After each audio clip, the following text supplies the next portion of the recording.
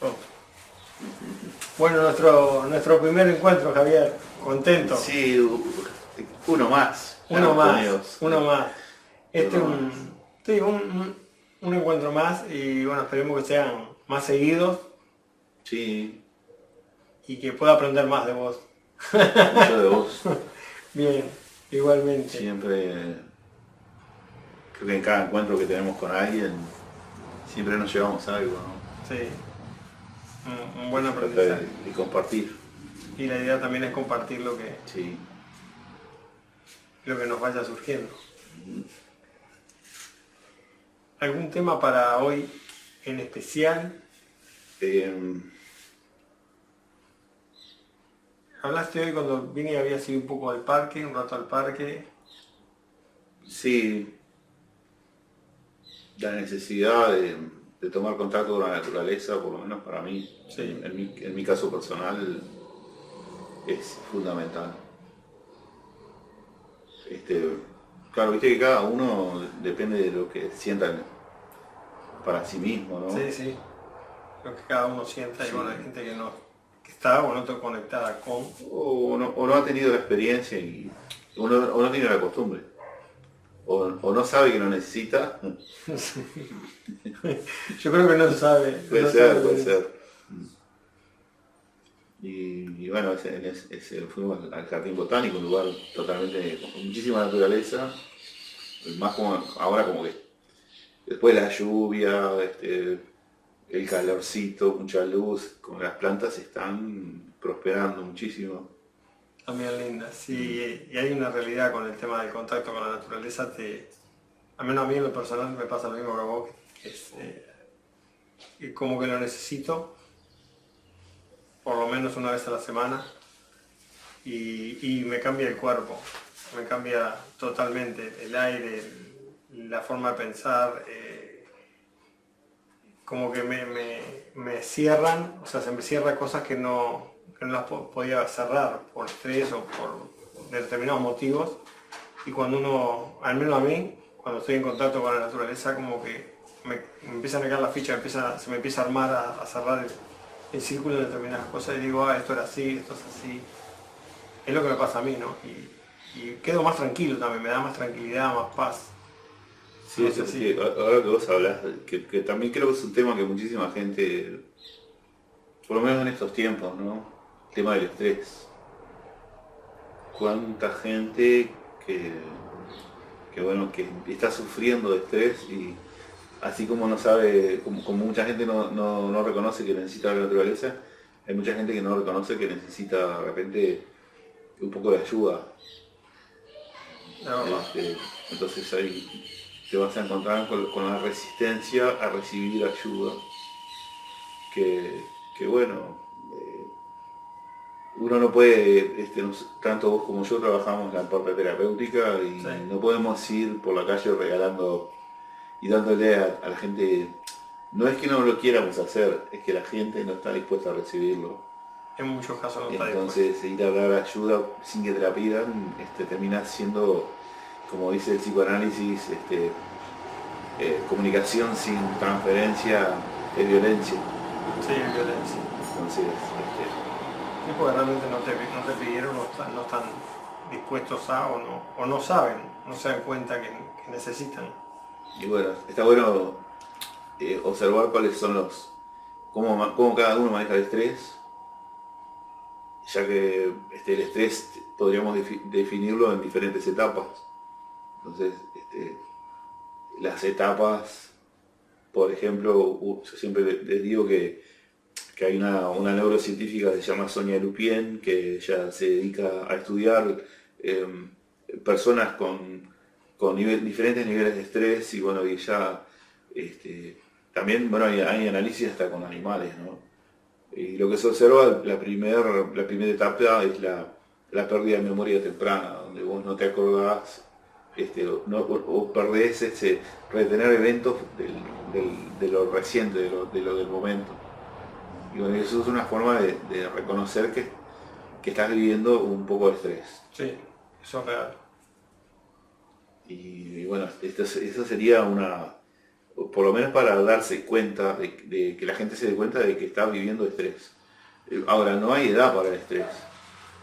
Si pensamos que son solo los adultos que trabajan, los niños pueden sufrir de estrés, los adolescentes, los trabajadores en edad productiva, los jubilados.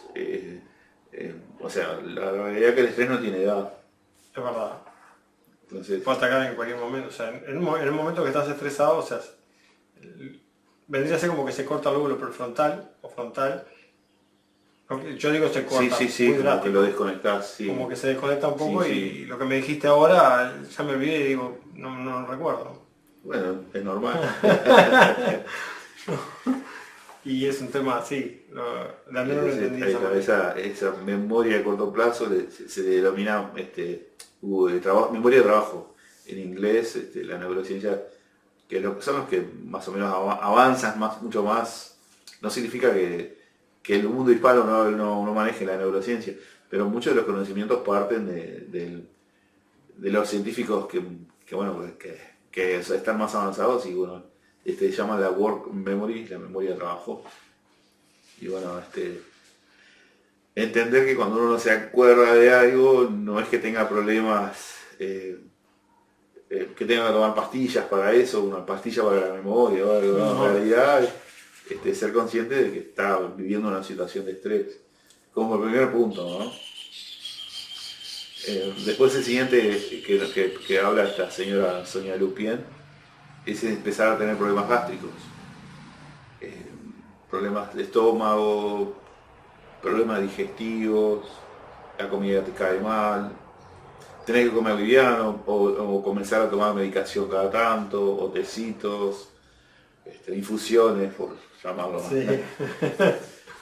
Y cuidarte en las comidas porque las comidas pesadas te cuesta digerirlas. Entonces también es un síntoma como a observar que bueno, se le puede sumar a la pérdida de memoria temprana, ¿no? A la pérdida de memoria de trabajo.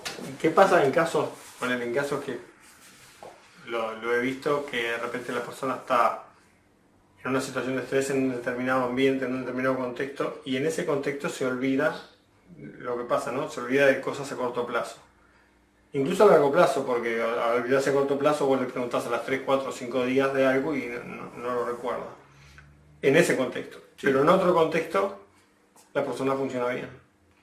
Claro, pero vos no podés hacer que el estrés no esté presente en el otro contexto. Está igual. Porque el esfuerzo que vos haces para contener la parte emocional en el trabajo, por ejemplo, imagínate que el contexto fuese el trabajo, y vos en el trabajo tenés que estar permanentemente reprimiendo las emociones. ¿Por qué? Porque no conviene hacerlo, porque si esto que vos decías de que el lóbulo frontal queda secuestrado es cuando se activa el cerebro reptil.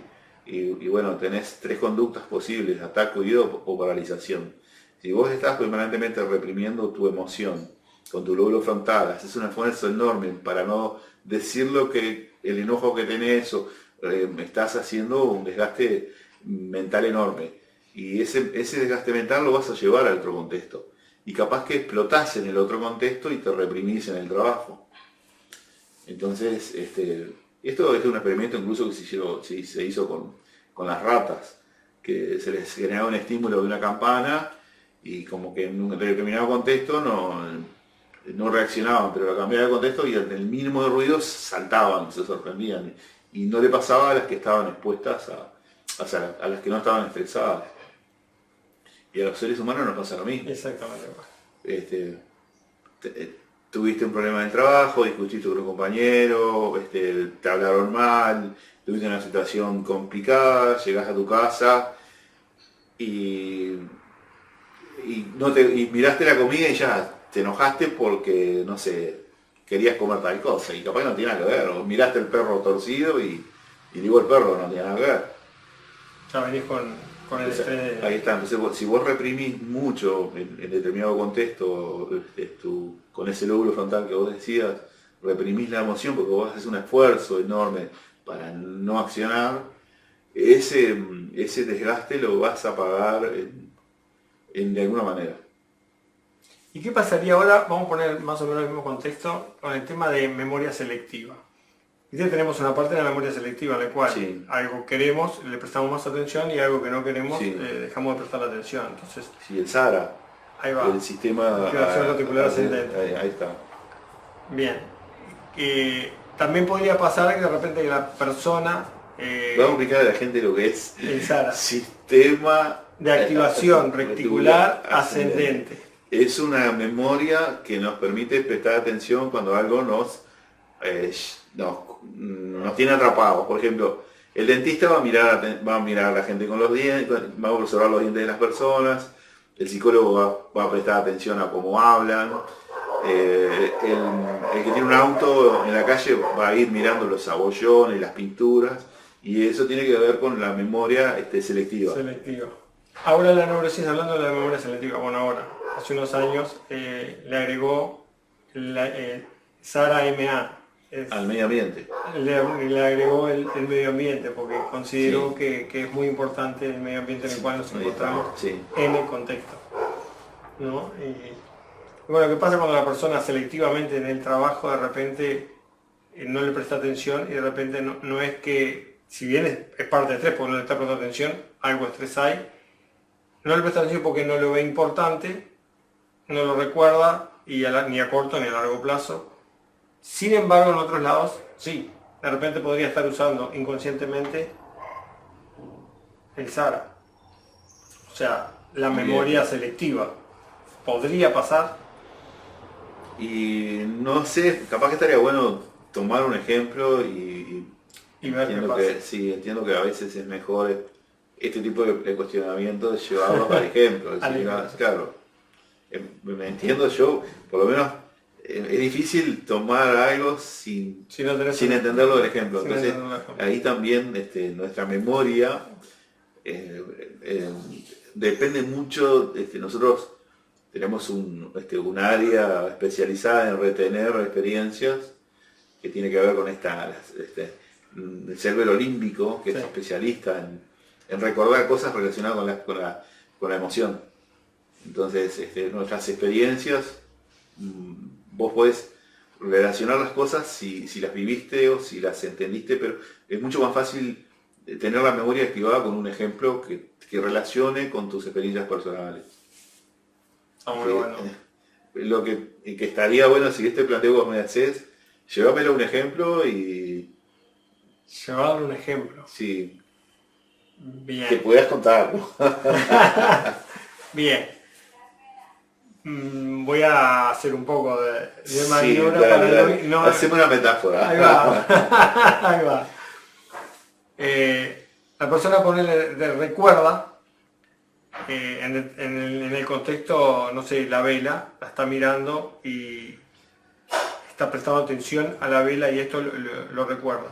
Pero le vas a hablar del Padre Pío o de la cámara y si bien en ese momento está sí y apunta y después No le va a prestar atención a la cámara ni... se fue. Dale. Nada, y él le preguntás a los 5 minutos y se va a acordar de la vela, pero de repente vos no le preguntás a la vela, le preguntás a la cámara y es algo que él Bien. no le dio nada de importancia y la verdad no recuerda, ni siquiera recuerda que hablaron de la cámara. Bien, entonces, los niveles de estrés te pueden llevar a focalizar la atención a algo y que no puedas prestar atención a lo demás, al contexto. Y que bueno, porque además, cuando vos estás en determinado rol, vos te focalizás en función de tu para qué. Primero, vas a tener dos formas, o buscar dentro del contexto, si fuera un contexto laboral, a mí me gratifican por mirar la vela. Entonces yo me voy a esforzar para que me gratifiquen. O me castigan si no miro la vela. Entonces yo me voy a esforzar para alejarme de que me castiguen. Obviamente que la memoria va a ser mucho más, increíblemente va a ser mucho más poderosa cuando yo me esfuerzo para que no me castiguen. Por supervivencia. Por supervivencia. Por eso las emociones de nosotros son mucho más las emociones desagradables que las agradables. Por la supervivencia. Miedo, enojo, ira, tristeza. Es cuando más recordamos. Ante una Y la que situación más te hace recordar es La que más el te hace miedo. Es el miedo. El miedo a nosotros es muy poderoso. Nos fija muchísimo los eventos de la memoria. Y bueno, al punto de que si vos algo te generó miedo, por ejemplo, a la vela, le tengo miedo a la vela. Y desarrollo una fobia a la vela.